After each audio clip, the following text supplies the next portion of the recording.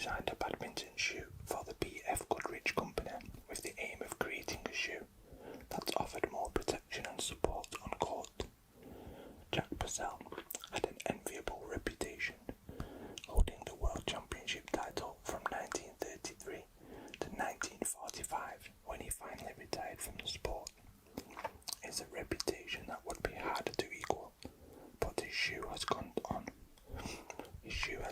to well and truly surpass it, with the name Jack Purcell now being more closely associated with the shoe than with a successful sporting career. The 1972 Converse purchased the trademark rights to the Jack Purcell shoe from B.F. Goodrich, adding the already iconic sneaker to its roster, alongside the equally iconic Converse Jackel All-Star. Over the decades, the Jack Purcell may have taken a step back from the limelight, having been eclipsed by the Converse All-Star, but it has remained a firm favourite among the more sartorially minded, thanks to its mature aesthetic and reduced marketing push. Its trademark smile on the toe box makes this sneaker instantly recognisable, and it continues to be a classic in menswear as well as in other style categories.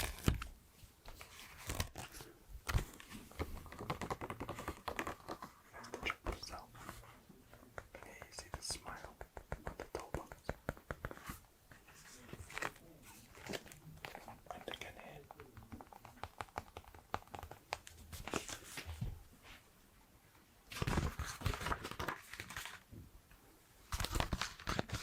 Next up, the Adidas Saba from 1950. The Adidas Saba is a sporting icon designed in the late 1940s and first released in 1950. The Saba was created for use on cold, icy ground, allowing footballers or soccer players to train with more traction in winter. Hard to believe now, but the come outsole on the Saba was an original innovation in 1950, and thanks to its traction, the Saba became the indoor football soccer shoe too, dominating the market until the 1990s, when rival brands finally got in on the action. In the 1970s, the Adidas Saba was reinterpreted by the UK Association football fan subculture, known as the football casuals, becoming part of the uniform worn by fans of English clubs. It's a look that's gone on to be iconic in its own right, with the Saba still one of the staple parts. Outside of football and football culture, the Saba has proven a popular choice in many fashion and style circles thanks to its classic looks and sleek shape. It has won adherence among skateboarders too, becoming the main inspiration behind the Adidas skateboarding Busenitz shoe. You can talk about sneaker culture in Europe, beg your pardon. You can't talk about sneaker culture in Europe without mentioning the football casuals, and you can't talk about the football casuals without mentioning the Adidas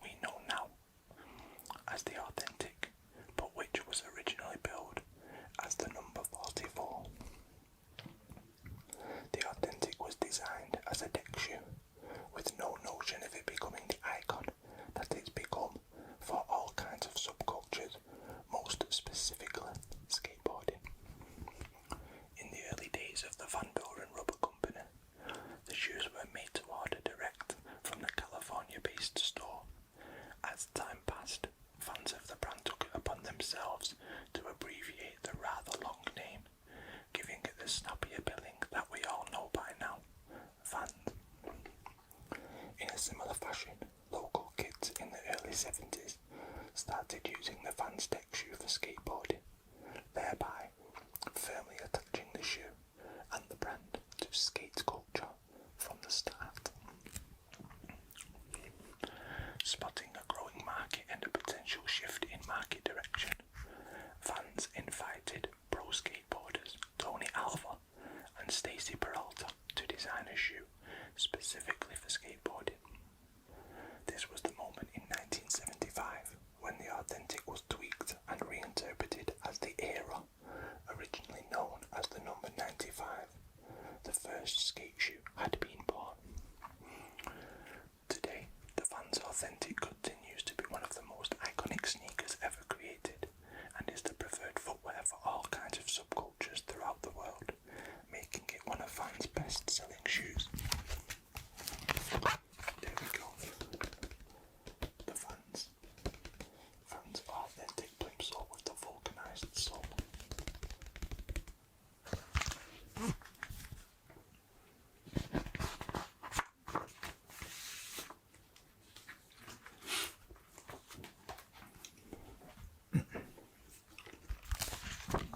Excuse me. The Puma Suede. One of the all-time style icons and one of Puma's exemplary designs. Few shoes have the rich history and cultural relevance of the Puma Suede. Its simple design, durable material and multiple colour options continue to appeal to each new generation. Originally released in 1968, the suede is also known as the Puma State.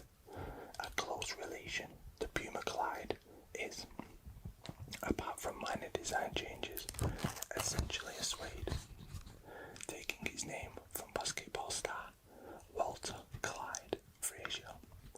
The Puma basket is a slightly wider and leather version of the Puma Suede. The suede, along with the Adidas Superstar, was originally a basketball shoe, but was also a must-have for b-boys in the 1970s and 1980s. The Puma Suede has played a huge role in street fashion. Its bold colour options matched up with other key items of an outfit to create a strong personal style. Lace colour and width were also an important factor when styling the shoe. Many b-boys would use fat laces and matching coloured variants to communicate their style. Because the shoe was designed with basketball in mind, it actually provided b-boys with performance attributes too, aiding their dance skills. In the 1990s, a plethora of new colour options were made available, and the shoe's popularity among collectors was revived and refreshed. Though interest also came from newcomers, the enduring appeal of the suede is that it pretty much goes with any look and style. And there we go, the legendary Puma Suede. Gotta have the fat laces.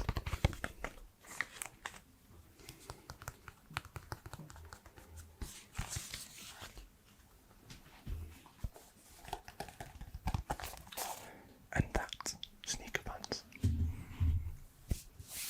is all we have time for. So tune in next time for some more icons of style. It's been my pleasure reading. Hope you're nice and relaxed